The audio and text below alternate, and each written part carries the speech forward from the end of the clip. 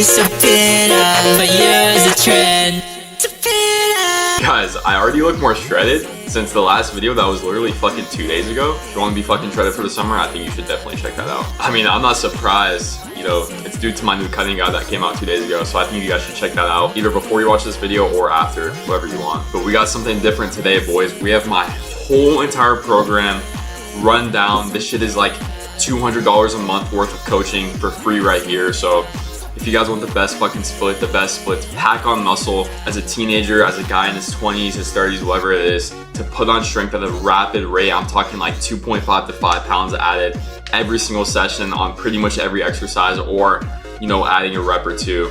If you guys want that, then just continue watching this video and you're gonna get that full split Monday through Sunday. And I'm gonna break it down for you guys right now. Look, bro, I just noticed my mic was like far as hell for me at the start, but I don't think it really affected the audio. We're good. But bro, this is my full workout program for literally forever lasting gains. If you run this shit for the rest of your life, you're just gonna have forever lasting gains. But before we get into this, I do wanna say this split, I give full credit to Dorian Sirachi for this split. The whole entire layout, like Monday through Sunday, was directly from his video. So if you guys would rather just watch his video, then that's chill. But I will say the actual workouts themselves were made by me based on like the gym I go to, what I enjoy doing, what volume I feel good with doing. But the actual Monday through Friday split is fully credited to Dorian Sirachi. So I don't want you guys in the comments saying you stole this shit from Dorian, because I didn't steal his split. I'm just using his split. But there's a few minor tweaks that I feel is more optimal for me. It may not be more optimal for you guys, but based on my experience with my training, this is what works for me. And I think it'll work for you guys too if you test it out. But anyways, let's get straight into it. Now, right off the bat, here's proof of my progress from starting the split. If you guys want to see my physique progress, I'll put that up right here. So I've been running this split since like a little bit after my show, but I switched gyms, so I didn't want to show that progress because it's completely different equipment and machine, so I couldn't really tell you guys how I progressed. So this is about a month and a half difference between these two pictures of my logbook. I know the handwriting is freaking horrible, but basically I kind of made it more simple right here. So some of the exercises are different because as I started going to this gym more, I realized there's like better shit to be doing. But this is like a rough estimate on most things. Some of the things are exactly the same exercise. So for example, like the chest fly, I went up by 30 pounds. That's the same fly. Incline press, I did switch up presses, but in estimate, I probably went up by like 15 pounds. It's just kind of hard to tell because the two machines are different resistance profiles. With the shoulder press, I went up by 40 pounds, also a different machine. That's like an estimate. It's somewhere around there. Lat pull down, also a different machine. I switched to the lat pull down machine and not the actual cable lat pull down, but an estimate is around 25 pounds. T-bar, it's also a different T-bar, but an estimate is around 15 pounds. Sagittal row, different row, 15 pounds. Lat raise, same machine, went up by 5 pounds. Different machine, but an estimated is 5 pounds. Now, I promise for the lower, it is a little bit more accurate. So for the SLDL, I went up by 22.5 pounds. The hamstring curl, different hamstring curl, but an estimate is around 15 pounds. Same adductor, went up by 20 pounds, and leg extension went up by a whopping 45 pounds, boys. So that is proof of the strength gains on this split. I mean, this shit is ridiculous, bro. Now onto the actual layout of the split. How do you set it up? So first of all, everything I do, no matter what exercise it is, everything is 4 to 5 reps with 1 rep in reserve. Now, what does 1 rep in reserve look like? If you guys haven't trained to true failure before, and I mean failure by you can't do another rep, not failure by, you know, you're doing partials, all that shit, that's beyond failure. Failure is if you cannot complete another full rep, that is failure. But 1 rep in reserve is if you have 1 full rep from failure in the tank. So what that would look like is, you know, the last rep is really, really hard. It's a grinder, but it's not, you know, like RPE 10, right? You can still probably squeeze out another rep. That's 1 rep in reserve. And the reason why I like this is because when you go to failure, when you get that extra rep, you're really not getting that much more stimulus. The toll that it's gonna take on your recovery is going to be far greater than that extra little stimulus that you get from going to failure. So if you just leave 1 rep in the tank, your recovery is going to be so much better. And I'm not even playing. It's crazy that just leaving 1 rep in the tank on everything makes a difference, but it really does, because ever since I started doing that, I would say a few months ago, boys, I've seen a massive difference in my recovery and my sessions. I'm never sore. I never feel any fatigue throughout the day, and I'm always just 100% ready to go smash some weights. Let's get into the actual split itself. So Monday, this is upper A, but it's chest focused, okay? And you guys are probably like, bro, it's chest focused, why are you starting with rear delt fly? Well, That's my biggest weak point. So as you're gonna notice, in all of the upper days, I always start out with rear delts. So everything is one set with 4 to 5 reps in the tank. So I'm not gonna go through all these like individually because they're pretty repetitive. The only reason why they have different focuses is because the order that I do everything. But the exercises, you will notice that they are the same. A big flaw in a lot of people's splits is that they switch up the exercises that they're doing from session to session. If they have like upper A, upper B, upper C, they're switching the exercises. So for example, if they did a fly one session, they're doing a press, a flat press the next session. So that's not what you want to be doing. You want to be standardizing everything, keeping the same equipment, the same machines. The only reason why I switched it around throughout the logbooks is because I found that there was better equipment that I could be using. Like those logbooks were literally from the first time I went to the gym. Like I used to go to the gym a long time ago, but they have so much more new shit now. So for the upper day, upper A, rear delt fly, because that's my weak point. Chest fly, incline press, lat pull down, sagittal row. So what's a sagittal row? That is whenever your elbows are behind you. So that could either be like a pull down like this, which is what I personally do. It's like a Panada machine, or it can be something like this, a row where your elbows are going behind you, okay? And next up we have the shoulder press. Ideally go for something where your elbows are not tucked. They are out, everything is stacked, your ribcage is stacked, and you're just fucking pressing. And make sure you're not going all the way down past 90 degrees. Just stay right here. Ideally, if your machine allows you to, then dead stop and then go up just about like right here. You do not need to be going, ugh. No, you just go, ugh, and keep everything stacked, because also I got from Dorian Sarachi rib compression. So I use that same technique on lat pull down. Keep everything stacked, flat back. And all you're doing, you don't have to go all the way up. Lats lose leverage past a certain degree and you pull. And with lat pull down, I will say, try to keep your elbows in front of you. Obviously, still while keeping everything flared and stacked, but the elbows should be in front of you as much as you can, right? And the machine I use helps out with that a lot, but you can still do it with cable. Now, next up, we have lateral raise, the machine, and we have T-bar row, and we have overhead tricep extension, and then we have dip. So everything is one set, and you guys may be like, oh, is one set enough? Yes, it is enough. I literally just showed you the strength gains because this is a high frequency split. You're hitting upper 3 times a week as everyone else is doing 2 times a week. So it really equates to like the same amount of volume if you were to like do 2 sets 2 times a week. It's gonna be the same exact shit pretty much. And as we know, high frequency is going to be the most optimal thing you can do for muscle growth because it gives you the most chances to put stimulus on that muscle, okay? While still recovering. So next up we have the lower A, and this is quad focus. Leg extension, 1 set, leg press, 1 set, hamstring curl, 1 set, adduction, which is the hip adductor machine where your legs are going like this, like the good girl machine, 1 set, calf raise, 1 set, crunch, I'll do 2 sets because I only do abs 2 times a week, alternating dumbbell curl and cupped hammer curl. Now, the reason I like to do biceps on lower day is because, bro, honestly, on upper day, I just feel like I just don't want to do biceps, bro. I already have so many exercises, and I still look forward to leg day, but doing biceps on leg day really gives me something to look forward to, and I don't feel that my biceps get too fatigued to where, you know, I'm not pushing hard on this upper day. I feel like they recover very quick. I only do 1 set alternating and then 1 set cuffed, so, you know, the fatigue isn't really there at all. I recover super easily, so that's why I started doing it. You could throw the biceps on upper day if you want to, but me personally, I'm cool with them on leg day, and that's how I prefer it. Now, upper B, this is the back focus, and I'm not gonna go through everything again just because I already told you all the exercises, right?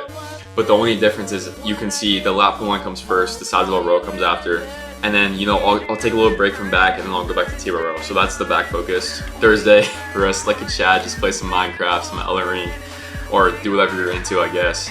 But make sure you're still walking. If you watch my cutting guide, I'm currently on 20K steps per day right now, but if you're not trying to get like diced or like peeled, you don't need to be doing that. I would say 10 to 15K is a good range.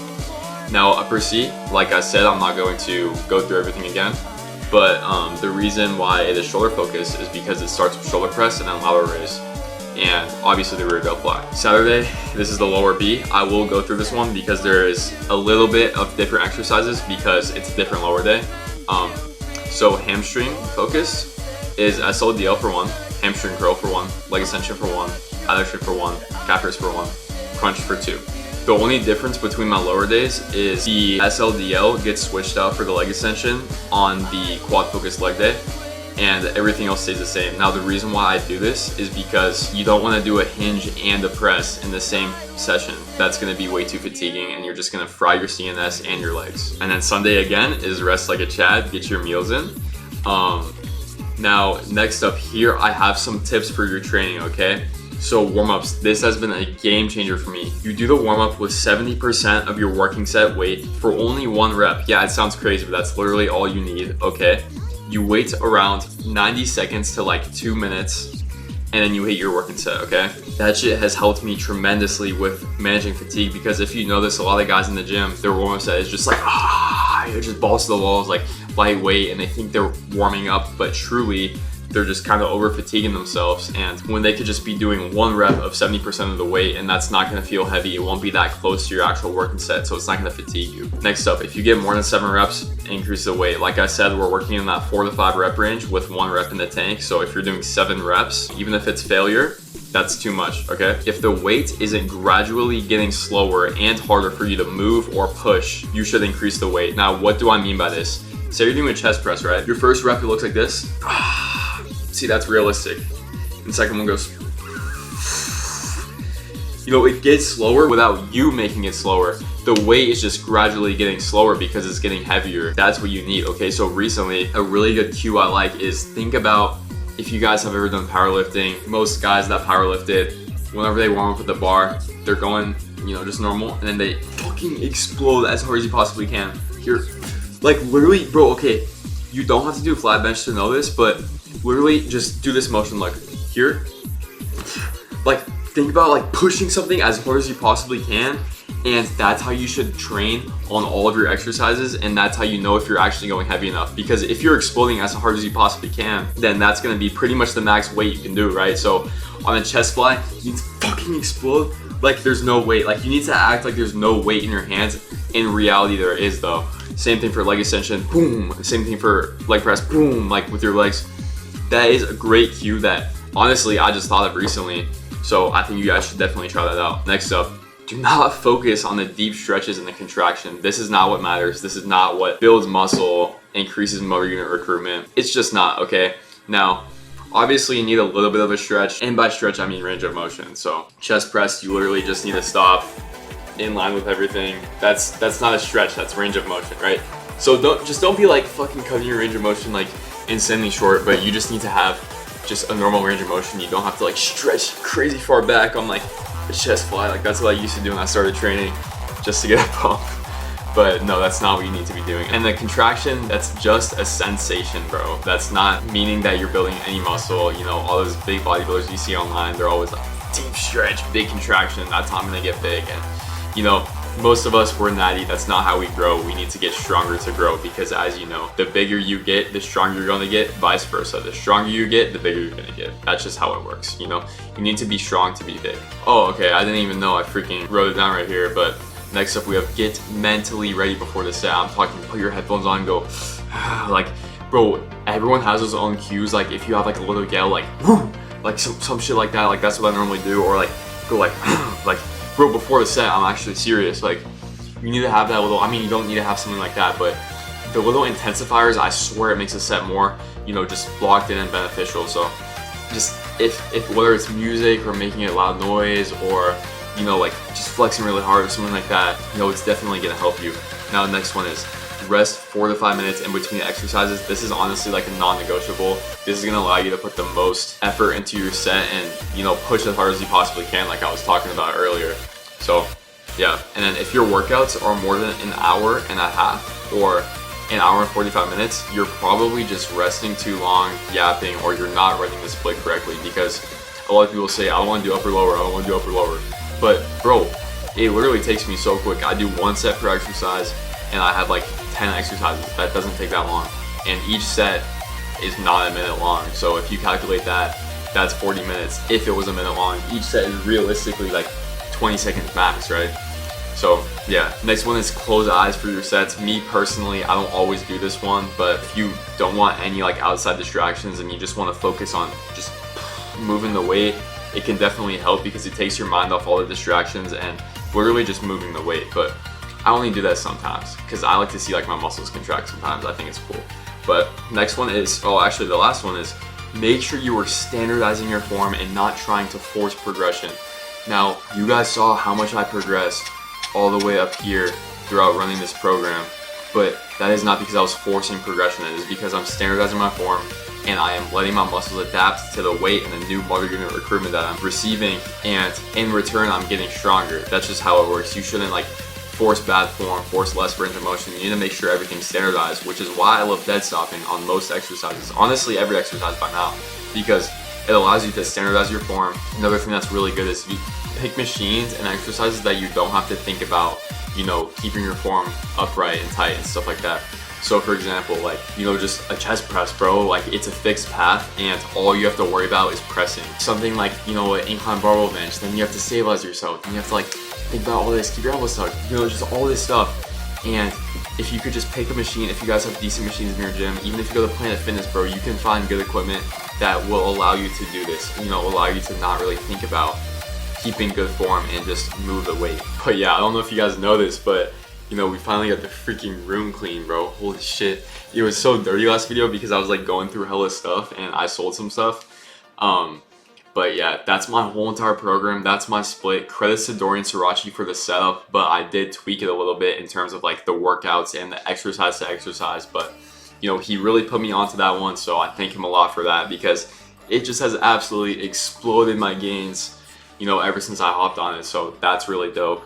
Like I said, bro, we have really big things coming. Just wait till Monday. Gonna be an awesome video. Gonna be pretty dope. I'm just so excited to tell you guys the new surprise that I have for this channel. And you know, what I will say is it's the future of this channel, okay? That's what I will say right now. But if you enjoyed this video, let me know down in the comments. I appreciate the support for the last video. And if you could follow me on TikTok and Instagram, that would be great. Preston Nichols 09 on TikTok and Preston Nichols with 3 S's at the end on Instagram. So that would be dope if you guys could follow that up so you can, you know, see every time I upload on YouTube, you know, just physique check-ins. I'm gonna be experimenting with some different content on those platforms too, so shit might be worth a follow, right? I mean, it's free, it takes you like 2 seconds. I'm not trying to be like pushy or like markety or anything like that, but you know, if you guys want to see more of me, then I would recommend following the other socials. But yeah, I hope you guys enjoyed this video and stay tuned for more videos, boys. This was a fun one to make.